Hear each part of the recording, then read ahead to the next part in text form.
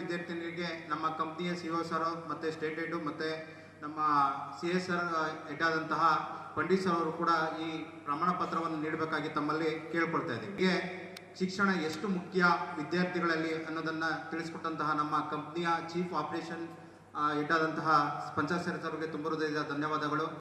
ಆ ಸಪೋರ್ಟ್ಸ್ಗಳಿಂದ ಚೆನ್ನಾಗಿ ಬಳಸ್ಕೊಂಡು ಚೆನ್ನಾಗಿ ಬೆಳಿಬೇಕು ಅಂತ ಈ ಮೂಲಕ ನಾನು ಎಲ್ಲ ವಿದ್ಯಾರ್ಥಿಗಳಲ್ಲಿ ಮನವಿ ಮಾಡ್ತಿದ್ದೀನಿ.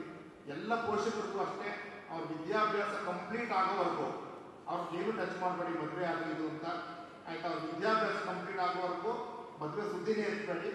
ವಿದ್ಯಾಭ್ಯಾಸ ಕನಿಷ್ಠ ಒಂದು ಡಿಗ್ರಿ ಆದಮೇಲೆ ಅವ್ರ ಮದುವೆಗೆ ಯೋಚನೆ ಮಾಡಿ ಹಾಗಂತ ಹೇಳಿ ನಿಮ್ಮೆಲ್ಲರಿಗೂ ಮನವಿ ಮಾಡಿಕೊಂಡು ನಾವು ಒಂದು ಈ ಕಾರ್ಯಕ್ರಮದಲ್ಲಿ ಪಾಲ್ಗೊಂಡು ಇಷ್ಟು ನಿಮಗೆ ಒಂದು ನಿಮ್ಮ ಜಿಲ್ಲೆ ಗುರುತಿಸೋ ಹಾಗೆ, ಹೌದಾ? ಆ ನಿಟ್ಟಿನಲ್ಲಿ ಗುರುತಿಸ್ಕೊಳ್ಳೋದು ಬೆಳೆಯೋದು ಯಾರ ಕೈಲಿದೆ? ನಿಮ್ಮ ಕೈ. ಅಂದ್ರೆ ನಿಮ್ಮ ಬದುಕು, ನಿಮ್ಮ ಜವಾಬ್ದಾರಿ, ನಿಮ್ಮ ಬದುಕು. Hello,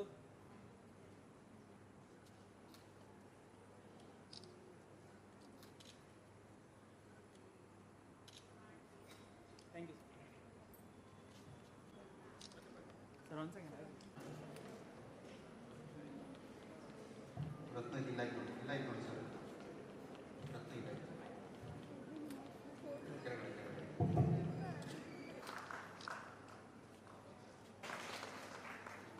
thank you sir.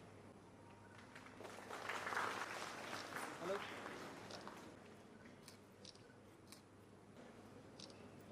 Token number 24 Punyashree.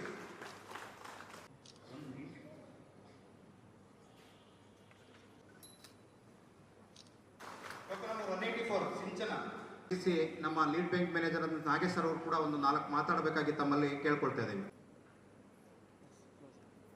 Hello sir.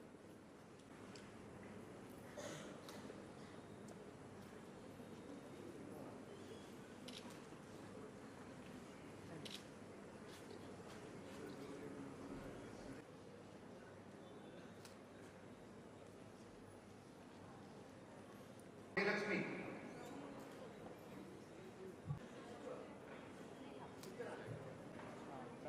Token number 7 Manasa. ಬಿಡ್ತಾ ಇಲ್ಲ ಅವರು.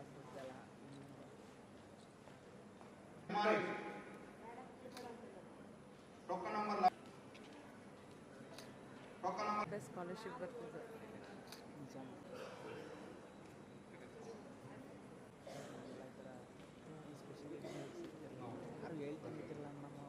Token number 16 token number 21 Aishwarya. Token number 22 Inchara. Token number 24 Sindhu.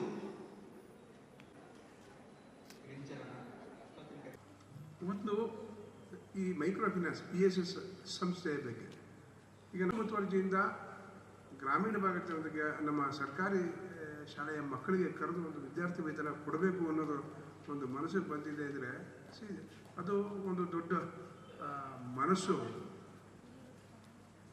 ನಮ್ಮ ದೇಶದ ಆರ್ಥಿಕ ವ್ಯವಸ್ಥೆ ಏನಿದೆ, ಮೊದಲು ಬರೀ ಬ್ಯಾಂಕ್ಗಳ ಮೇಲೆ ಮಾತ್ರ ಅವಲಂಬನೆ ಆಗ್ತಿತ್ತು.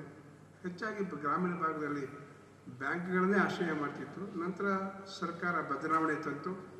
ಈಗ ಸ್ವಸಹಾಯ ಸಂಘಗಳ ಗುಂಪು ಅನ್ನೋದು ಏನಾಯಿತು, SHG ಅಂತಂದ್ರೆ ಅದು ಬಂದ ಮೇಲೆ ಬೇರೆ ಬೇರೆ ಥರ ವ್ಯವಸ್ಥೆಗಳು ಬದಲಾಗ್ತಾ ಹೋಯಿತು.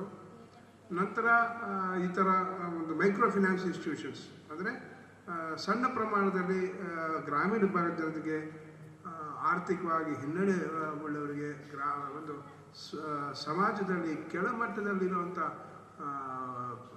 ಇವ್ರಿಗೆ ಯಾರು ನಾವೇನಂತೀವಿ ನಮ್ಮ ಸಮಾಜದಲ್ಲಿರುವಂಥ ಜನರಿಗೆ ಅವರಿಗೆ ಹತ್ತಿರವಾಗಿ ನಿಂತ್ಕೊಂಡು ಅವ್ರಿಗೆ ಒಂದು ಗುಂಪುಗಳು ರಚನೆ ಮಾಡಿ ಅವ್ರಿಗೆ ನೀವು ಹೇಗೆ ಉತ್ಪಾದನೆ ಮಾಡಬೇಕು ಅನ್ನೋದರಿಂದ ಹಿಡಿದು ಇವ್ರು ಹೇಳಿದಂಗೆ ಪಶುಸಂಗೋಪನೆ ಅಂದರೆ ಹಸು ಸಾಕೋದು, ಕುರಿ ಸಾಕೋದು, ವ್ಯಾಪಾರ ಮಾಡೋದು. ಅವರು 2 ಥರ ಮೈಕ್ರೋ ಫೈನಾನ್ಸ್ ಇನ್ಸ್ಟಿಟ್ಯೂಷನ್ ಇದೆ. ಒಂದು ರಿಸರ್ವ್ ಬ್ಯಾಂಕ್ ಆಫ್ ಇಂಡಿಯಾ ಕಡೆಯಿಂದ ರಿಜಿಸ್ಟ್ರೇಷನ್ ಮಾಡಿಸ್ಕೊಂಡಿರೋದು, ಇನ್ನೊಂದು ದೇವಾದಾಯಿಗಾರರು. ನಾವು ಅದನ್ನು ಎರಡನ್ನ ಕ್ಲಿಯರ್ ಆಗಿ ನಮ್ಮ ಪ್ರಜೆಗಳು ವಿಂಗಡಣೆ ಮಾಡಬೇಕು. ಮೈಕ್ರೋ ಫೈನಾನ್ಸ್ ಇನ್ಸ್ಟಿಟ್ಯೂಷನ್ನು ಯಾರು ರಿಸರ್ವ್ ಬ್ಯಾಂಕ್ ಆಫ್ ಇಂಡಿಯಾದಲ್ಲಿ ರಿಜಿಸ್ಟರ್ ಮಾಡ್ಕೊಂಡಿದ್ದಾರೋ ಅವರು ರಿಸರ್ವ್ ಬ್ಯಾಂಕ್ ಆಫ್ ಇಂಡಿಯಾದ್ದು ಒಂದು ಸರ್ಟಿಫಿಕೇಟ್ ಇರುತ್ತೆ. ಅವರು ಹೆಚ್ಚಿನ ರೀತಿಯಲ್ಲಿ ನಿಮಗೆ ಸಮಾಜಮುಖಿಯಾಗಿ ಒಂದು ರೂಲ್ಸ್ ಮತ್ತು ರೆಗ್ಯುಲೇಷನ್ಸ್ ಅಂತ ಅದಕ್ಕೆ ಅನುಬಂಧವಾಗಿ ಒಳಪಟ್ಟುಕೊಂಡು ಕೆಲಸ ಮಾಡ್ತಿರ್ತಾರೆ. ಆ ಥರ ಸಂಸ್ಥೆಗಳು ತುಂಬ ಹಲವಾರಿದೆ. ಇದರಲ್ಲಿ ನಾನು ಮೊದಲನೇದು ನೋಡಿದ್ದೆ ಅಂದರೆ ನಿಮ್ಮ BSS ಫಿನಾನ್ಸ್ ಈ ಥರ ಒಂದು ಕಾರ್ಪೊರೇಟ್ ಸೋಷಿಯಲ್ ರೆಸ್ಪಾನ್ಸಿಬಿಲಿಟಿ ಅಂದರೆ ಸಾಮಾಜಿಕ ಜವಾಬ್ದಾರಿ ಅನ್ನೋ ಲೆಕ್ಕದಲ್ಲಿ ನೀವು ಕೆಲಸ ಮಾಡ್ತಿರೋದು ಇದು ಅಭಿನಂದನಾರ್ಹ. ದಯವಿಟ್ಟು ಇದಕ್ಕೆ ತಾವು ಸಾಕಷ್ಟು ಇದಕ್ಕೆ ಒಂದು ಪ್ರಚಾರ ಕೊಡಿ. ನನ್ನ ಸಲಹೆ ಏನಂದರೆ ನೀವು ಇದು ಮಾಡಿದ್ದೀರಿ, ಇದರ ಫೋಟೋಗ್ರಾಫ್ಸು ಇದರ ವಿವರನ ನಮ್ಮ ಜಿಲ್ಲಾ ಪತ್ರಿಕೆಗಳಿಗೆ ಹೋಗಿ ಕೊಡಿ. ಇನ್ಫ್ಯಾಕ್ಟ್ ಅದು ಅಕ್ಕನ ಬಳಗ ಸ್ಕೂಲ್ ಪಕ್ಕ ಇದೆ, ದಯವಿಟ್ಟು ಕೊಡಿ. ಜನರಲ್ಲಿ ಇರೋವಂಥ ತಪ್ಪಭಿಪ್ರಾಯ ಮೈಕ್ರೋ ಫೈನಾನ್ಸ್ಗಳ ಬಗ್ಗೆ ಚೇಂಜ್ ಆಗಬೇಕು. ನೀವು ಅದೇ ರೀತಿ ಮಾಡ್ತೀರಿ ನನ್ನ ಭಾವನೆ. ಮೈಕ್ರೋ ಫೈನಾನ್ಸ್ ಇನ್ಸ್ಟಿಟ್ಯೂಷನ್ಗಳು ಜನರಿಗೆ ಹತ್ತಿರ ಇರಬೇಕು. ಯಾಕಂದರೆ ಬ್ಯಾಂಕ್ ಥರ ತುಂಬ ದೊಡ್ಡ ಪ್ರೊಸೀಜರು ಅವೆಲ್ಲ ಇರಲ್ಲ, ನಿಮಗೆ ಹತ್ತಿರವಾಗಿ ಸಹಾಯ ಮಾಡಬಲ್ಲರು.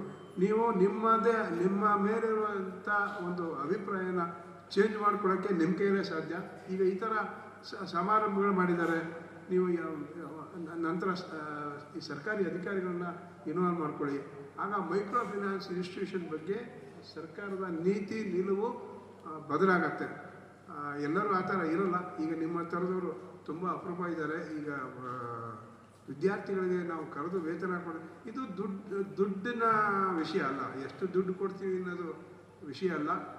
ಇದು ನಿಮ್ಮ ಮನಸ್ಥಿತಿ ತೋರಿಸುತ್ತೆ. ಅಂದರೆ ನಾವು ಸಮಾಜದಲ್ಲಿ ನನಗೆ ಬರೋ ಲಾಭದಲ್ಲಿ ನಾನು ಒಂದು ಭಾಗ ಸಮಾಜಕ್ಕೆ ಕೊಡ್ತೀನಿ. ಇದೇ ಸಮಾಜದಿಂದ ನಾವು ವ್ಯಾಪಾರ ಮಾಡ್ತಿದ್ವಿ, ಇದೇ ಸಮಾಜದಿಂದ ನಾವು ಸೇವೆ ಸಲ್ಲಿಸ್ತಿದ್ವಿ, ಇದೇ ನಮ್ಮ ಕೊಡುಗೆ ಇರಬೇಕು ಅನ್ನೋದಿದೆಯಲ್ಲ, ಇದು ತುಂಬ ಉದಾತ್ತವಾದ ಗುಣ. ಇದನ್ನು ಎಲ್ಲ ರೀತಿಯ ಮೈಕ್ರೋ ಫೈನಾನ್ಸ್ ಇನ್ಸ್ಟಿಟ್ಯೂಷನ್ಗಳು ಕಲ್ತ್ಕೊಂಡ್ರೆ, ಇದೇ ಥರ ನಿಮ್ಮ ಥರ ಎಲ್ಲ ಮಾಡಿದ್ರೆ ಸರ್ಕಾರಕ್ಕೆ ನಿಮ್ಮ ಮೇಲಿರೋ ಭಾವನೆ ಚೇಂಜ್ ಆಗುತ್ತೆ.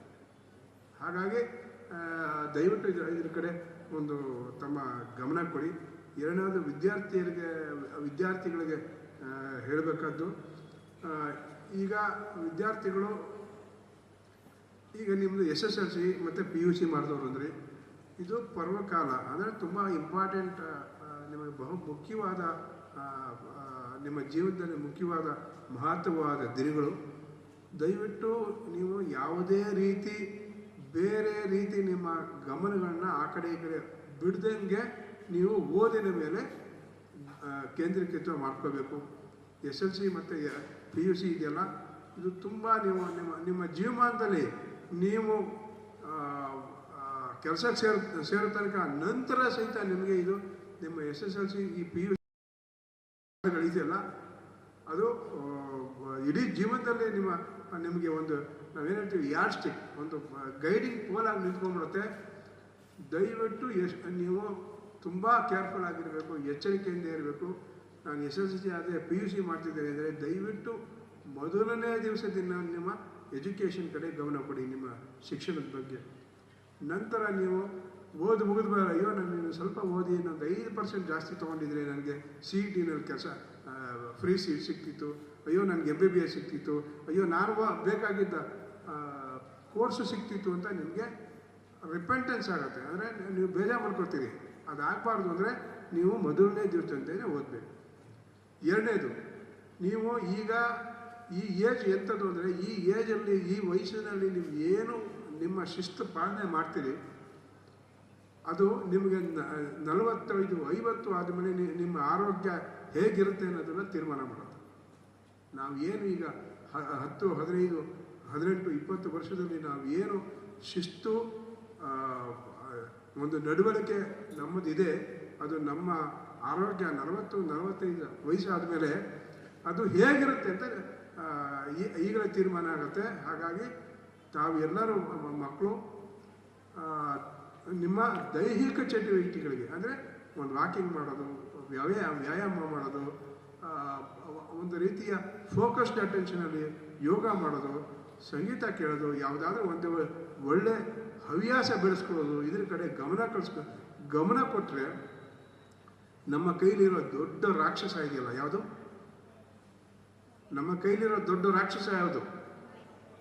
ಮೊಬೈಲ್ ಕಡೆ ಗಮನ ಕಡಿಮೆ ಆಗುತ್ತೆ. ಸ್ಕ್ರೀನ್ ಟೈಮ್ನ ಕಡಿಮೆ ಮಾಡಬೇಕು. ದಯವಿಟ್ಟು ಇದನ್ನು ನಮ್ಮ ಕಿವಿ ಮಾತು ಅಂತ ತಿಳ್ಕೊಳ್ಳಿ. ಇದು ಅಡಿಕ್ಟಿವ್. ಹಿಂದೆ ಯಾರೋ ಹೇಳ್ತಿದ್ರು ಅಫೀಮು ಗಾಂಜಾ ಇದೆಯಲ್ಲ, ಅದಕ್ಕಿಂತ ಕೆಟ್ಟ ಅಭ್ಯಾಸ ಈ ಮೊಬೈಲ್ ಜೀವನ ಆಗಿದೆ. ಈ ಮೊಬೈಲ್ ಒಳ್ಳೆಯದು ಸಹಿತ ನೀವು ಸುಮಾರು ಓದೋದು ಬರೆಯೋದು ಎಲ್ಲ ಮಾಡ್ಬೋದು. ನೀವು ಯೂಟ್ಯೂಬಲ್ಲಿ ನಮ್ಮ ಪಾಠ ಇದೆಲ್ಲ ನೋಡ್ಬೋದು. ಹಾಗಾಗಿ ಒಂದು ಸಂಯಮ ಇರಬೇಕು. ಮೊಬೈಲು ನಮ್ಮ ಜೀವನವನ್ನು ಹಾಳು ಮಾಡೋಕ್ಕೆ ಎಷ್ಟಾಗಬೇಕೋ ಅಷ್ಟಾಗುತ್ತೆ. ವಿದ್ಯಾರ್ಥಿಗಳು ಶಿಸ್ತು ಪರಿಪಾಲನೆ ಮಾಡಬೇಕು. ಮೊಬೈಲ್ನಿಂದ ಆದಷ್ಟು ದೂರ ಇರಬೇಕು. ಅದನ್ನು ಉಪಯೋಗಿಸ್ಬಾರ್ದು ಅಂತಿಲ್ಲ, ಉಪಯೋಗಿಸುವಾಗ ಒಂದು ವಿವೇಚನೆ ಇರಬೇಕು. ಎಂಟರ್ಟೈನ್ಮೆಂಟು ಇರಬೇಕು. ಎಂಟರ್ಟೈನ್ಮೆಂಟ್ ಇಲ್ಲದೆ ಜೀವನ ಇರಲ್ಲ. ಬಟ್ ಎಂಟರ್ಟೈನ್ಮೆಂಟ್ಗೋಸ್ಕರ ನೀವು ಜೀವನನ ಹಾಳು ಮಾಡ್ಕೋಬೋದು. ಮೂರನೇದು, ನಮ್ಮ ಎಲ್ಲ ವಿದ್ಯಾರ್ಥಿಗಳು ತಿಳ್ಕೋಬೇಕು, ನೀವು ನಿಮ್ಮ ವಿದ್ಯಾಭ್ಯಾಸಕ್ಕೆ ಬ್ಯಾಂಕ್ಗಳಿಂದ ಸಾಲಕ್ಕೆ ಅವಕಾಶ ಇದೆ. ನೀವು ಯಾವುದೇ ವಿದ್ಯಾರ್ಥಿ ಸಹಿತ ನಾನು ಅಂದರೆ ಇದರಲ್ಲಿ ಬುದ್ಧಿವಂತ ವಿದ್ಯಾರ್ಥಿಗಳಿಗೆ ಅಂತಿದೆ. ನೀವು ಯಾರಾದರೂ ಚೆನ್ನಾಗಿ ನೀವು PUCನಲ್ಲಿ ಅಂಕಗಳು ತೊಗೊಂಡಿದ್ದೀರಿ, CET ಇದೆ, ಆ ಥರ CETನಲ್ಲಿ ಸೆಲೆಕ್ಷನ್ ಆಗಿದ್ದೀರಿ, ಈ ಥರದ್ದೆಲ್ಲ ಇದ್ದಾಗ ನಿಮಗೆ ಓದೋಕ್ಕೆ ದುಡ್ಡಿಲ್ಲ ಅಂತೇಳಿ ನಿಲ್ಲಿಸುವಂಥ ಪ್ರಮೇಯ ಈಗಿಲ್ಲ. ಪ್ರತಿಯೊಂದು ಬ್ಯಾಂಕ್ಗಳು ಸಹಿತ ನಿಮಗೆ ಒಂದು 4.5 ಲಕ್ಷ ತನಕ ಸೆಕ್ಯೂರಿಟಿ ಇಲ್ಲದೆ ಸಾಲ ಕೊಡ್ತಾರೆ. ನೀವು ಕೆಲಸಕ್ಕೆ ಸೇರಿದ ಮೇಲೆ ವಾಪಸ್ ಕೊಡ್ಬೋದು. ಹಾಗಾಗಿ ನೀವು ಯಾವುದೇ ಕಾರಣಕ್ಕೂ ಹಿಂಜರಿಕೆ ಬೇಡ. ನಿಮ್ಮದು ಒಂದೇ ಗುರಿ ಏನಿರಬೇಕು, ನಾನು ಶಿಸ್ತಾಗಿರ್ತೀನಿ, ನಾನು ಓದ್ತೀನಿ, ನಾನು ಮಾರ್ಕ್ಸ್ ಸ್ಕೋರ್ ಮಾಡ್ತೀನಿ, ನಂತರ ಬ್ಯಾಂಕ್ನವರು ನಮಗೆ ಸಾಲ ಕೊಡ್ತಾರೆ ಅನ್ನೋದು ನಿಮ್ಗಿರ್ಬೇಕು. ಅಂದರೆ ಮಾರ್ಕ್ಸ್ ಚೆನ್ನಾಗಿದ್ದರೆ ಗೌರ್ಮೆಂಟ್ನವ್ರು ಈ ಥರ ಸೀಟ್ ಸೆಲೆಕ್ಟ್ ಆದರೆ ಎಂಜಿನಿಯರಿಂಗು, ಮೆಡಿಕಲ್ಲು, ಎರಡೇ ಅಂತಲ್ಲ, ನೀವು ಯಾವುದೇ ಪ್ರೊಫೆಷನಲ್ ಕೋರ್ಸ್ಗಳು, ನರ್ಸಿಂಗ್ ಇರ್ಬೋದು ಆಯಿತಾ, ಯಾವುದೇ BBA ಇರ್ಬೋದು, BBM ಇರ್ಬೋದು, ಯಾವುದೇ ರೀತಿಯಾದ ಪ್ರೊಫೆಷನಲ್ ಕೋರ್ಸ್ಗಳಿಗೆ ಬ್ಯಾಂಕಿಂದ ಸಾಲ ಸೌಲಭ್ಯ ಸಿಗುತ್ತೆ. ಪೋಷಕರು ಸಹಿತ ಇದನ್ನು ಮನದಟ್ಟು ಮಾಡ್ಕೋಬೇಕು. ಯಾವುದೇ ಕಾರಣಕ್ಕೂ ಯಾವ ಬ್ಯಾಂಕು ನಿಮಗೆ ಇಲ್ಲ ಅಂತ ಹೇಳಲ್ಲ. ಬುದ್ಧಿವಂತ ಮಕ್ಕಳಿಗೆ, ಬುದ್ಧಿವಂತ ವಿದ್ಯಾರ್ಥಿಗಳಿಗೆ ಬ್ಯಾಂಕಿಂದ ಸಾಲ ಸೌಲಭ್ಯ ಇರುತ್ತೆ. ದಯವಿಟ್ಟು ಇದನ್ನು ಉಪಯೋಗಿಸ್ಕೊಂಡು ನಿಮ್ಮ ಮಕ್ಕಳುಗಳನ್ನ ಚೆನ್ನಾಗಿ ಓದಿಸಿ. ಮಕ್ಕಳುಗಳು ಅಷ್ಟೇ, ಈಗಿಂದ ನೀವು ಈ ಸಭಾಂಗಣ ಬಿಟ್ಟು ಆಚೆ ಹೋಗುವಾಗ ನೀವು ನಿಮ್ಮಲ್ಲೇ ಒಂದು ತೀರ್ಮಾನ ಮಾಡಿಕೊಡಿ. ಯಾರೋ ಅತಿಥಿಗಳು ಬಂದಿದ್ದರು, ಅವ್ರು ನಮ್ಗೆ ಹೇಳ್ತಿದ್ರು, ನನ್ನ ಈ ಕಾಲ ಪರ್ವಕಾಲ, ನಾನು ಶಿಸ್ತು ನನ್ನಲ್ಲಿ ಮೈಗೂಡಿಸ್ಕೋತೀನಿ. ನಾನು ನಾಳೆಯಿಂದ ನನ್ನ ಜೀವನದ ಕ್ರಮ ಚೇಂಜ್ ಮಾಡ್ಕೋತೀನಿ, ಓದ್ತೀನಿ, ಆಟ ಆಡ್ತೀನಿ, ಬರೀತೀನಿ, ನಂತರ ಸೃಜನಶೀಲವಾದ ಅಭ್ಯಾಸಗಳಲ್ಲಿ ತೊಡಗಿಸ್ಕೋತೀನಿ, ಒಂದು ಶಿಸ್ತುಬದ್ಧವಾಗಿರ್ತೀನಿ, ನನ್ನ ಮೊಬೈಲ್ ಟೈಮ್ನ ಕಡಿಮೆ ಮಾಡ್ಕೋತೀನಿ, ಅದನ್ನು ನಾನು ಸಕಾಲವಾಗಿ ಯೂಸ್ ಮಾಡ್ತೀನಿ. ನಾನು ಪ್ರತಿದಿನ ನನ್ನ ಕೆಲಸ ಏನು, ಬೇರೆ ನಮ್ಗಳಿಗಾದರೆ ಉದ್ಯೋಗ ಇದೆ, ನಾವು ನಮ್ಮ ಉದ್ಯೋಗ ಬೇರೆಯವ್ರಿಗೆ ಸೇವೆ ಮಾಡೋದು, ಒಂದು ಸಂಸ್ಥೆಗೆ ಸೇವೆ ಮಾಡೋದು. ನಿಮ್ಮ ಉದ್ಯೋಗ ಏನು, ನಿಮ್ಮ ಹೋಲ್ ಟೈಮ್ ಡ್ಯೂಟಿ ನಿಮ್ಮನ್ನು ನೀವು ಚೆನ್ನಾಗಿ ಇಟ್ಕೊಳ್ಳೋದು, ನೀವು ಓದೋದು, ಎರಡು. ನಮ್ಮ ಮಕ್ಕಳು ಅಂದರೆ ಇನ್ನೊಂದೇನೆಂದರೆ ನಾವು ಏನು ಓದಿಲ್ಲ, ಯಾಕಂದರೆ ನಾವು ಹಾಸ್ಟೆಲಲ್ಲಿ ಬೆಳೆದವರು. ನಮಗೆ ವಿದ್ಯಾಭ್ಯಾಸ ಅಂದರೆ ನಮಗೆ ಯಾವ ಅನುಕೂಲತೆಗಳು ನಮಗೆ ಇರಲಿಲ್ಲ ಆ ಟೈಮಲ್ಲಿ. ಯಾಕಂದರೆ ನಾವು ಹಾಸ್ಟೆಲ್ ಬೆಳೆದವ್ರಲ್ವಾ, ಹಾಸ್ಟೆಲಲ್ಲಿ ನಮ್ಗೆ ಅಂಥ ಸೌಕರ್ಯ ನಮ್ಗೆ ಇರಲಿಲ್ಲ. ಅದೇ ದೇವ್ರ ಕೃಪೆ, ದೇವರ ಆಶೀರ್ವಾದದಿಂದ ನಮಗೆ ಇವಾಗ ನಮ್ಮ ಹೊಟ್ಟೆಲಿ ಹುಟ್ಟಂಥ ಮಕ್ಕಳು ಚೆನ್ನಾಗಿ ಓದುವಂಥ ಎಲ್ಲ ಅವಕಾಶಗಳನ್ನು ನಮಗೆ ಮಾಡಿಕೊಡ್ತಾ ಇದ್ದಾರೆ. ಹಾಗೂ ನನಗೆ ಇನ್ನೊಂದು ವಿಶೇಷ ಏನಂದರೆ, ನಾನು ಬಾಡಿಗೆ ಮನೇಲಿದ್ದೆ. ಯಾಕಂದರೆ ಬರೀ 1,500 ರೂಪಾಯಿ ನಮಗೆ ಬಾಡಿಗೆ ಕಟ್ಟೋಕ್ಕೆ ನನಗೆ ಪ್ರಾಬ್ಲಮ್ ಇತ್ತು. ಯಾಕಂದರೆ ನಮಗೆ ದುಡಿಮೆಗಳು ಅಷ್ಟು ಕಮ್ಮಿ ಇತ್ತು. ಯಾಕಂದರೆ ಮಕ್ಕಳನ್ನ ನೋಡ್ಕೋಬೇಕು, ಮನೆ ಬಾಡಿಗೆ ಕಟ್ಟಬೇಕು, ತುಂಬ ಪ್ರಾಬ್ಲಮ್ ಇತ್ತು. ಆವಾಗ ನಾವು ಸಂಸ್ಥೆಗೆ ಸೇರಿಕೊಂಡು ಆವಾಗ ನಾವು ಮೆಂಬರ್ಶಿಪ್ ಆಗಿರೋದು. ಎಷ್ಟು ಸಂಘ ಸಂಸ್ಥೆಗಳು ಒಂದು 4-5 ಕಡೆ ಸೇರಿ ನಮ್ಗೆ ಅನೇಕ ಕಡೆ ನಮಗೆ ಪ್ರಾಬ್ಲಮ್ ಆಯಿತು. ಆದರೆ ಈ ಸಂಸ್ಥೆ ನಮಗೆ ತುಂಬ ಬೆಂಬಲ ಕೊಟ್ಟೈತೆ, ನಮಗೆ ಧೈರ್ಯ ತುಂಬ ಐತೆ. ನಾವು ಇದ್ದೀವಿ, ನೀವು ಬನ್ನಿ, ನಿಮಗೆ ಏನು ಸೌಲಭ್ಯ ಬೇಕು ನಿಮಗೆ ಸಹಕರಿಸ್ತೀವಿ ಅಂತ ಎಷ್ಟು ನಮಗೆ ಬೆಂಬಲ ಕೊಟ್ಟಿದ್ದಾರೆ.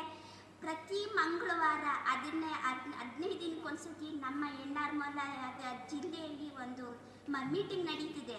ಆ ಮೀಟಿಂಗಲ್ಲಿ ಒಬ್ಬೊಬ್ಬರು ಸರ್ ಅಥವಾ ಯಾರೇ ಬಂದರೂ ಸಹ ಎಷ್ಟು ಮಾಹಿತಿ ಕೊಡ್ತಾರೆ ಅಂದರೆ, ನಮಗೆ ವಿದ್ಯಾಭ್ಯಾಸ ನಮಗೆ ಗೊತ್ತಿಲ್ಲದವರು ಸಹ ಅವರು ಅಷ್ಟು ನಮಗೆ ಅರ್ಥ ಆಗಂಗೆ ನಮಗೆ ಹೇಳ್ಕೊಡ್ತಾರೆ. ಆಮೇಲೆ ಮಕ್ಕಳ ವಿದ್ಯಾಭ್ಯಾಸ ಆಗಿರ್ಬೋದು, ನಮ್ಗೆ ಅನುಕೂಲತೆಗೆ ಆಗಿರ್ಬೋದು, ನಮ್ಗೆ ಏನು ಸೌಲಭ್ಯ ಬೇಕು ಪ್ರತಿಯೊಂದು ನಮ್ಗೆ ಹೇಳ್ಕೊಡ್ತಾರೆ. ನಮ್ಗೆ ತುಂಬ ನಮಗೆ ಸಹಾಯ ಆಗಿದೆ ಈ ಸಂಸ್ಥೆ ಕಡೆಯಿಂದ. ಇನ್ನೊಂದು ನಾನು ನಿಜಕ್ಕೂ ನಾನು ನೆನೆಸ್ತಿರ್ಲಿಲ್ಲ ನನ್ನ ಮಕ್ಕಳಿಗೆ ಸ್ಕಾಲರ್ಶಿಪ್ ಕೊಡ್ತಾರೆ ಅಂತ. ಸರ್ ಹೋದ ಮಂಗಳವಾರದಲ್ಲಿ ಅಮ್ಮ ನಿನ್ನ ಮಗಳ ಎಲ್ಲ ಡಾಕ್ಯುಮೆಂಟ್ಸ್ ಕೊಡಮ್ಮ ಅಂದಾಗ ನಿಜಕ್ಕೂ ನನಗೆ ಶಾಕ್ ಆಯಿತು. ಯಾಕಂದರೆ ಆ ಸಂಸ್ಥೆಯಲ್ಲಿ ನನ್ನ ಮಗಳು ಸ್ಕಾಲರ್ಶಿಪ್ ಕೊಡ್ತಾರೆ ಅಂತ ನಾನು ನೆನೆಸೇ ಇರಲಿಲ್ಲ. ಅದೇ ರೀತಿ ಒಂದು ಅದ್ಭುತ ರೀತಿ ನಮಗೆ ಸರ್ ನಮಗೆ ಮಾಡಿಕೊಟ್ಟಿದ್ದಾರೆ. ನನ್ನ ಮಕ್ಕಳಿಗೆ ಹಾಗೂ ಅನೇಕ ಹೆಣ್ಣು ಮಕ್ಕಳು, ಗಂಡು ಮಕ್ಕಳು, ಹೆಣ್ವಸ್ತ ಮಕ್ಕಳಿದ್ದೀರಾ, ಎಲ್ಲರೂ ಚೆಂದಾಗಿ ಓದಿ. ಯಾಕಂದರೆ ನಿಮ್ಮ ತಂದೆ ತಾಯಿಗಳು ತುಂಬ ಶ್ರಮ ಪಟ್ಟಿದ್ದಾರೆ, ತುಂಬ ಕಷ್ಟಪಡ್ತಾ ಇದ್ದಾರೆ. ಯಾಕಂದರೆ ಎಷ್ಟೋ ತಂದೆ ತಾಯಿಗಳು ಏನು ಓದಿರಲ್ಲ, ಆದರೂ ಒಂದು ಕೂಲಿ ಕೆಲಸ ಮಾಡಿ ಮಕ್ಕಳು ನಂತರ ನನ್ನ ಮಕ್ಕಳಾಗಬಾರ್ದು, ನನ್ನ ಮಕ್ಕಳು ಚೆನ್ನಾಗಿ ಓದಬೇಕು, ನನ್ನ ಮಕ್ಕಳು ಒಂದು ಉನ್ನತ ರೀತಿ ಹೋಗ್ಬೇಕಂತ ಎಲ್ಲ ತಂದೆ ತಾಯಿಗಳು ಕಷ್ಟಪಡ್ತಾರೆ, ಕಣ್ಣೀರಾಗ್ತಾರೆ ಮನೆಗಳಲ್ಲಿ. ಯಾಕಂದರೆ ಅವರು ನಿಮ್ಮ ಎದುರಿಗೆ ಒಂಥರ ಇರ್ತಾರೆ, ನಿಮ್ಮ ಹಿಂದೆ ನಿಮ್ಮ ಬೆನ್ನಿಂದೆ ಒಂಥರ ಇರ್ತಾರೆ. ಯಾಕಂದರೆ ಅವ್ರು ತೋರಿಸ್ಕೊಳ್ಳಲ್ಲ. ಯಾಕಂದ್ರೆ ನನ್ನ ಮಗುಗೆ ನನ್ನ ಕಷ್ಟ ಏನು ಅಂತ ಗೊತ್ತಾಗಬಾರ್ದು ಅಂತ ಕಣ್ಣೀರು ಹಾಕತ್ತಾರೆ. ಹಂಗಾಗಿ ಇಲ್ಲಿರೋ ಪ್ರತಿಯೊಂದು ಸ್ಟೂಡೆಂಟ್ಸ್ಗಳು ಎಲ್ಲ ಹೆಣ್ಣು ಮಕ್ಕಳು ಗಂಡು ಮಕ್ಕಳಿಗೆ ಹೇಳೋದು, ಈ ಸಂಸ್ಥೆ ಕಡೆಯಿಂದ ಎಷ್ಟು ನಮಗೆ ಸೌಲಭ್ಯಗಳು ಕೊಟ್ಟಿದ್ದಾರೆ. ಇವಾಗ ಸರ್ ಹೇಳಿದ್ರು ಅನೇಕ ಕಡೆ ಸೌಲಭ್ಯಗಳಿದೆಯಮ್ಮ, ನೀವು ಮೊಬೈಲ್ ನೋಡಬೇಡಿ, ಮೊಬೈಲ್ ನೋಡಿ, ಅದರಿಂದ ಒಂದು ನಿಮಗೇನಾದ್ರು ಉಪಯೋಗ ಆಗುತ್ತಾ ಅದನ್ನ ಮಾತ್ರ ನೋಡಿ, ಇಲ್ವಾ ಬೇಡ, ಚೆಂದಾಗಿ ಓದಿ. ಇಲ್ಲಿ ಇರುವ ಸರ್ ಜಾಗಗಳಲ್ಲಿ ನೀವುಗಳಿರ್ಬೇಕು, ಅವ್ರ ಜಾಗದಲ್ಲಿ ನೀವಿದ್ದು, ನಾವು ನಾವಿದ್ದು, ನಾವು ಈ ಥರ ಸಂಸ್ಥೆ ನಮ್ಮನ್ನು ಕರೆಸ್ಕೊಂಡಿದ್ರು, ಈ ಥರ ನಮಗೆ ಸನ್ಮಾನ ಮಾಡಿದ್ರು, ಈ ಥರ ನಮಗೆ ಸಹಾಯ ಮಾಡಿದ್ರು ಅಂತ ಇನ್ನೂ ಅನೇಕ ವಿದ್ಯಾರ್ಥಿಗಳು ಬರ್ತಾರೆ.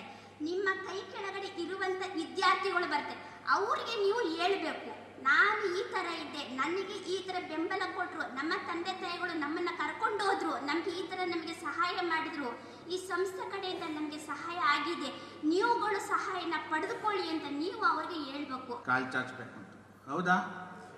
ಹೊಟ್ಟೆ ಎಷ್ಟಷ್ಟೇ ಊಟ ಮಾಡಬೇಕಂತೆ, ಏನು ಹಾಸಿಗೆ ಇದ್ದಷ್ಟೇ ಕಾಲು ಚಾಚಬೇಕಂತೆ. ಸಾಲ ಕೊಡ್ತಕ್ಕಂಥ ಸಂಸ್ಥೆಗಳು ಬೇಕಾದಷ್ಟಿದ್ದಾವೆ, ನಿಮ್ಗೆಲ್ರಿಗೂ ಗೊತ್ತಿದೆ ಅದು. ಆದರೆ ನಮಗೆ ಎಷ್ಟು ಶಕ್ತಿ ಇದೆಯೋ ಅಷ್ಟು ಮಾತ್ರ ಸಾಲ ತಗೊಳ್ಬೇಕು, ಯಾರೇ ಆಗಿರ್ಬೋದು. ಶಕ್ತಿ ಮೀರಿ ಸೌಲಭ್ಯ ತಗೊಳ್ಬಾರ್ದು, ಹೌದಾ? ಸಾಲನ ನಾವು ತೀರ್ಸೋವಷ್ಟು ಮಾತ್ರ ಮಾಡಬೇಕು, ಅಂದರೆ ನಾವು ಸಾಲನ ತೀರ್ಸೋವಷ್ಟು ಮಾತ್ರ ಮಾಡಬೇಕು, ಆದರೆ ನಾವೇ ತೀರಿ ಹೋಗೋವಷ್ಟು ಸಾಲ ಮಾಡಬಾರ್ದು. ಒಪ್ಕೊಳ್ತೀರಾ? ನಮ್ಮ ಕೈಲಿ ಎಷ್ಟಾಗುತ್ತೋ ಅಷ್ಟು ಮಾತ್ರ ತಗೊಳ್ಬೇಕು. ಅದರಿಂದ ಬೇರೆ ಬೇರೆ ಕಾರ್ಯಗಳು ಅತಾಚುರ್ಯಗಳಿಗೆ ಅವಕಾಶ ಆಗದಷ್ಟು ತಗೋಬಾರ್ದು. ಯಾಕಂದರೆ ನೀವು ಯಾರು ಅಂತ ನಮಗೆ ಗೊತ್ತಿಲ್ಲ, ನಾವುಗಳು ಯಾರು ಅಂತ ನಿಮಗೆ ಗೊತ್ತಿಲ್ಲ. ಇವತ್ತು ಅಪ್ಪ ಮಕ್ಕಳನ್ನ ನಂಬಲ್ಲ, ಮಕ್ಕಳನ್ನ ಅಪ್ಪ ನಂಬಲ್ಲ, ಎಡಗೈ ಬಲಗೈ ನಂಬಲ್ಲ, ಎಡಗೈ ನಂಬಲ್ಲ. ಆತದ್ರಲ್ಲಿ ನಿಮ್ಮ ಯಾವುದೇ ರೀತಿ ಆಧಾರ, ಮನೆ ಅಡಮಾನ ಇರ್ಬೋದು, ಯಾವುದೇ ರೀತಿ ದಾಖಲಾತಿಗಳನ್ನ ತಗೊಂಡಲೆ ಒಂದು ನಂಬಿಕೆ ಮೇಲೆ ಸೌಲಭ್ಯಗಳನ್ನ ಕೊಡ್ತಾ ಇದ್ದೀವಿ. ಇದನ್ನು ಉಳಿಸ್ಕೊಳ್ಳೋದು ಯಾರ ಕೈಯಲ್ಲೈತೆ? ಕಳ್ಕೊಳೋದು ಯಾರ ಕೈಯಲ್ಲೈತೆ? ನಿಮ್ಮ ಕೈಯಲ್ಲೈತೆ. ಉಳಿಸ್ಕೊಳ್ಳೋದು ನಿಮ್ಮ ಕೈಯಲ್ಲೈತೆ, ಕಳೆದುಕೊಳ್ಳೋದು ನಿಮ್ಮ ಕೈಯಲ್ಲೈತೆ. ಆದ್ದರಿಂದ ದಯವಿಟ್ಟು ನಾವು ಪದೇ ನಿಮ್ಮ ಕೇಂದ್ರಕ್ಕೆ ಬರ್ತಕ್ಕಂಥ ನಮ್ಮ ಸಿಬ್ಬಂದಿಗಳು ಹೇಳ್ತಾ ಇರ್ತಾರೆ, ದಯವಿಟ್ಟು ಶಕ್ತಿ ಮೀರಿ ಸಾಲ ಮಾಡೋಕ್ಕೆ ಹೋಗಬೇಡಿ, ಎಷ್ಟು ಶಕ್ತಿ ಇದೆಯೋ ಅಷ್ಟು ಮಾತ್ರ ಮಾಡಿ. ಸಾಲ ತಗೊಂಡು ಆಡಂಬರ ಮಾಡಿದ್ರೆ, ಅದರಿಂದ ಹಬ್ಬ ಮಾಡಿಬಿಟ್ರೆ ಅದರಿಂದ ಕಂತು ಕಟ್ಟಕ್ಕಾಗೋದಿಲ್ಲ. ನಾವು ನಮ್ಮ BSS ಮೈಕ್ರೋ ಫೈನಾನ್ಸ್ ಸಂಸ್ಥೆ 1998ರ ಪ್ರಾರಂಭ ಆಗಿ ಇಲ್ಲಿವರೆಗೂ 27 ವರ್ಷದಿಂದ ನಿರಂತರವಾಗಿ ಈ ಒಂದು ಸಾಲ ವಿತರಣಾ ಕಾರ್ಯಕ್ರಮವನ್ನು ನಡೆಸ್ತಾ ಇದೆ. ಅದರ ಅಂಗವಾಗಿ ಸಂಸ್ಥೆ ಏನು ಲಾಭವನ್ನು ಗಳಿಸುತ್ತೆ ಅದರ ಒಂದು ಅಂಶವಾಗಿ CSR ಕಾರ್ಯಕ್ರಮವನ್ನು ಕೂಡ ನಿರಂತರವಾಗಿ ನಡೆಸ್ತಾ ಬಂದಿದೆ. CSR ಕಾರ್ಯಕ್ರಮ ಅಂದರೆ ಸಾಮಾಜಿಕ ಹೊಣೆಗಾರಿಕೆ ಜವಾಬ್ದಾರಿ. ಆ ಜವಾಬ್ದಾರಿಯನ್ನು ನಿರಂತರವಾಗಿ ಪೂರೈಸ್ತಾ ಇದೆ. ಅದರ ಅಡಿಯಲ್ಲಿ ನಾವು ಮುಖ್ಯವಾಗಿ ಗ್ರಾಮೀಣ ಆರೋಗ್ಯ, ಗ್ರಾಮೀಣ ಶಿಕ್ಷಣ ಮತ್ತು ಗ್ರಾಮೀಣ ಹೈನುಗಾರಿಕೆಗೆ ಸಂಬಂಧಪಟ್ಟಂಥ ಆರ್ಥಿಕತೆಯನ್ನು ವೃದ್ಧಿಗೊಳಿಸೋದು ನಮ್ಮ ಸಂಸ್ಥೆ ಮುಖ್ಯ ಉದ್ದೇಶ. ಕಳೆದ ಹಲವಾರು ವರ್ಷಗಳಲ್ಲಿ ನಿರಂತರವಾಗಿ ನಾವು ಸರ್ಕಾರಿ ಶಾಲೆಗಳಿಗೆ ಅಂದಾಜು 5,000 ಸರ್ಕಾರಿ ಶಾಲೆಗಳಿಗೆ ಕರ್ನಾಟಕದಲ್ಲಿ ಒಂದು ಇನ್ಫ್ರಾಸ್ಟ್ರಕ್ಚರ್ ಮೂಲಸೌಕರ್ಯ ಅಭಿವೃದ್ಧಿಗೋಸ್ಕರ ಒಂದು ಶಾಲೆಗಳಿಗೆ ಡೆಸ್ಕು, ಚೇರು ಮತ್ತು ಸ್ಮಾರ್ಟ್ ಲ್ಯಾಬ್, ಕಂಪ್ಯೂಟರ್ಸ್ ಈ ರೀತಿಯಾದಂಥ ಸಲಕರಣೆಗಳನ್ನ ಕೊಡ್ತಾ ಬಂದಿದ್ದೀವಿ. ಇನ್ನು ಗ್ರಾಮೀಣ ಹೈನುಗಾರಿಕೆ ಹೈಫ್ ಅನ್ನೋ ಒಂದು ಸಂಸ್ಥೆ ಜೊತೆಗೂಡಿ ಕಳೆದ 3 ವರ್ಷಗಳಿಂದ ನಿರಂತರವಾಗಿ ಹೈನೋದ್ಯಮವನ್ನು ಪ್ರೋತ್ಸಾಹ ನಿಟ್ಟಿನಲ್ಲಿ ಗ್ರಾಮೀಣ ರೈತರಿಗೆ ಕನಿಷ್ಠ ಒಂದು 60,000 ರಿಂದ 70,000 ಆದಾಯ ಬರೋ ರೀತಿ ಒಂದು ಆರ್ಟಿಫಿಷಿಯಲ್ ಇನ್ಸಮಿನೇಷನ್ ಕಾರ್ಯಕ್ರಮವನ್ನು ಹಮ್ಮಿಕೊಂಡು ಕೃತಕ ಗರ್ಭಧಾರಣೆ ಮೂಲಕ ಒಂದು ಹಸುಗಳ ಹೆಣ್ಣು ಕರುಗಳ ಒಂದು ಉತ್ಪಾದನೆಗೆ ಕೈ ಜೋಡಿಸಿದ್ದೀವಿ. ಇನ್ನು ಗ್ರಾಮೀಣ ಆರೋಗ್ಯಕ್ಕೆ ಸಂಬಂಧಪಟ್ಟಂತೆ ಅಪೋಲೋ ಗ್ರೂಪ್ ಆಫ್ ಹಾಸ್ಪಿಟಲ್ಸ್ ಅವ್ರ ಜೊತೆ ಕೈ ಜೋಡಿಸಿ ಒಂದು ಮೊಬೈಲ್ ವ್ಯಾನ್ಗಳನ್ನ ಒಂದು 6 ಜಿಲ್ಲೆಯಲ್ಲಿ ನಾವು ಜಾರಿಗೆ ತಂದು ಅದು ಹಳ್ಳಿಗಳಲ್ಲಿ ಜನಗಳ ಒಂದು ಆರೋಗ್ಯನ ಚೆಕಪ್ ಮಾಡೋದ್ರ ಮೂಲಕ ಅವರ ಆರೋಗ್ಯ ಉತ್ತಮಪಡಿಸೋದಕ್ಕೆ ಒಂದು ಶ್ರಮ ವಹಿಸ್ತಾ ಇದೆ. ಈ ನಿಟ್ಟಿನಲ್ಲಿ ಕಾರ್ಯಕ್ರಮ ನಡೆಸ್ತಾ ಇದ್ದೀವಿ. ಈ ವರ್ಷ ನಾವು ಈ ಗ್ರಾಮೀಣ ಭಾಗದ ಸರ್ಕಾರಿ ಶಾಲೆಯಲ್ಲಿ ಓದಿರ್ತಕ್ಕಂಥ ಮಕ್ಕಳುಗಳಿಗೆ ನಮ್ಮ ಗ್ರಾಮೀಣ ಶಿಕ್ಷಣದ ಅವಶ್ಯಕತೆಯನ್ನು ಗಮನದಲ್ಲಿಟ್ಟುಕೊಂಡು ಗ್ರಾಮೀಣ ಭಾಗದ ಮಕ್ಕಳನ್ನು ಪ್ರೋತ್ಸಾಹಿಸೋ ದೃಷ್ಟಿಯಿಂದ ಈ ವರ್ಷ ಮೊದಲನೇ ಬಾರಿಗೆ ನಾವು ಈ ಒಂದು ಸ್ಕಾಲರ್ಶಿಪ್ ಅಂದರೆ ವಿದ್ಯಾರ್ಥಿ ವೇತನ ವಿತರಣಾ ಕಾರ್ಯಕ್ರಮಗಳನ್ನು ಸಹ ಒಂದು 16 ಜಿಲ್ಲೆಗಳಲ್ಲಿ ಒಂದು 5,000 ಮಕ್ಕಳುಗಳಿಗೆ ನಾವು ವಿತರಣೆ ಮಾಡಬೇಕು ಅಂತ ಕಾರ್ಯಕ್ರಮವನ್ನು ಹಮ್ಮಿಕೊಂಡಿದ್ದು, ಅದರಂತೆ ಈಗಾಗಲೇ 12 ಜಿಲ್ಲೆಗಳಲ್ಲಿ ಈ ಕಾರ್ಯಕ್ರಮವನ್ನು ಮುಗಿಸಿ ನಾವು ಇನ್ನು ಉಳಿದಂಥ 2-3 ಜಿಲ್ಲೆಗಳನ್ನು ಕೂಡ ಶೀಘ್ರದಲ್ಲೇ ಮಾಡ್ತೀವಿ. ಈ ಗ್ರಾಮೀಣ ವಿದ್ಯಾರ್ಥಿ ವೇತನವನ್ನು ಈ ವರ್ಷ ಪ್ರಾರಂಭಿಸಿ ಇನ್ನು ನಿರಂತರವಾಗಿ 4,500 ರಿಂದ 10,000 ಮಕ್ಕಳಿಗೆ ಪ್ರತಿ ವರ್ಷ ಕೊಡಬೇಕು ಅನ್ನೋದು ಸಂಸ್ಥೆ ಸಾಮಾಜಿಕ ಹೊಣೆಗಾರಿಕೆ ಜವಾಬ್ದಾರಿ ಈ ಕಾರ್ಯಕ್ರಮವನ್ನು ನಡೆಸ್ತಾ ಬಂದಿದ್ದೀವಿ. ಹಾಗಾಗಿ ಇದು ಕಳೆದ 10-12 ವರ್ಷಗಳಿಂದ ನಿರಂತರವಾಗಿ CSR ಕಾರ್ಯಕ್ರಮದಡಿ ಗ್ರಾಮೀಣ ಶಿಕ್ಷಣ, ಗ್ರಾಮೀಣ ಆರ್ಥಿಕತೆ, ಹೈನೋದ್ಯಮ ಮತ್ತು ಗ್ರಾಮೀಣ ಆರೋಗ್ಯ ಇದರ ತತ್ವದಡಿ ಕಾರ್ಯಕ್ರಮವನ್ನು ನಿರಂತರವಾಗಿ ನಡೆಸ್ತಾ ಬಂದಿದ್ದೀವಿ. ಮಾನದಂಡಗಳನ್ನ ನಿಗದಿಪಡಿಸ್ಕೊಂಡಿದ್ದೀವಿ. ಮುಖ್ಯವಾಗಿ ಮೊದಲನೇ ಮಾನದಂಡ ಸರ್ಕಾರಿ ಶಾಲೆಗಳ ಮಕ್ಕಳಿಗೆ ಮಾತ್ರ. ಎರಡನೇ ಮಾನದಂಡ ಬಂದು ಅಂಕಗಳು ಕೂಡ ನಿಗದಿಯಾಗಿದೆ. ಅಂಕಗಳು ಕನಿಷ್ಠ 60%. ಗ್ರಾಮೀಣ ಭಾಗದಲ್ಲಿ ಸೌಕರ್ಯಗಳ ಕೊರತೆಯಿಂದಾಗಿ ಅತಿ ಹೆಚ್ಚು ಅಂಕಗಳನ್ನ ನಗರದ ಜೊತೆ ಫೈಟ್ ಮಾಡೋಕ್ಕೆ ಸಾಧ್ಯ ಆಗದೇ ಇರ್ಬೋದು. ಅದನ್ನು ಗಮನದಲ್ಲಿಟ್ಕೊಂಡು 60% ಅಂಕಗಳನ್ನ ಗಳಿಸಿದ್ರೂ ಸಹ ಅವ್ರಿಗೆ ನಾವು ಈ ಸ್ಕಾಲರ್ಶಿಪ್ ವಿತರಣಾ ಕಾರ್ಯಕ್ರಮಕ್ಕೆ ನಾವು ಅವ್ರನ್ನ ಆಯ್ಕೆ ಮಾಡ್ಕೊಳ್ತೀವಿ. 2 ಮಾನದಂಡಗಳ ಆಧಾರದ ಮೇಲೆ ನಾವು ಒಂದು 300 ವಿದ್ಯಾರ್ಥಿಗಳನ್ನ ಈ ಮೈಸೂರು ಜಿಲ್ಲೆಯಲ್ಲಿ ಈ ವರ್ಷ ನಾವು ಆಯ್ಕೆ ಮಾಡಿದ್ದೀವಿ. ಸರ್, KS ಆ ಥರ ಓದೋರು ಕನಸುಗಳಿರ್ತದೆ ಸರ್ ಬಡವ್ರ ಮಕ್ಕಳಿಗೆ. ನಿಮ್ಮ ಸಂಸ್ಥೆಯಿಂದ ಮುಂದಿನ ದಿನಗಳಲ್ಲಿ ಆ ಥರ ಯಾವುದಾದ್ರು ಯೋಜನೆಗಳಿದೆಯಾ?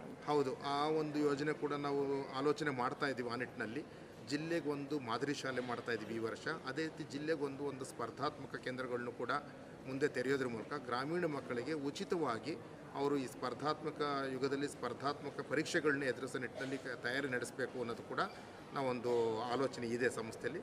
ಕೆಲವು ದಿನಗಳ ನಂತರ ಮುಂದಿನ ವರ್ಷಗಳಲ್ಲಿ ಅದನ್ನು ಕೂಡ ಕಾರ್ಯಗತಗೊಳಿಸ್ತೇವೆ. ಇವತ್ತು ಎಷ್ಟು ಜನಕ್ಕೆ? ಅದು ಇಂತಿಷ್ಟೇ ಜನಕ್ಕೆ ಈಗಲೇ ಅಂತ ತೀರ್ಮಾನ ಮಾಡೋಕ್ಕಾಗಲ್ಲ. ಅದು ಇನ್ನೂ ಆಲೋಚನೆಗಳು ನಡೀತಾ ಇದೆ.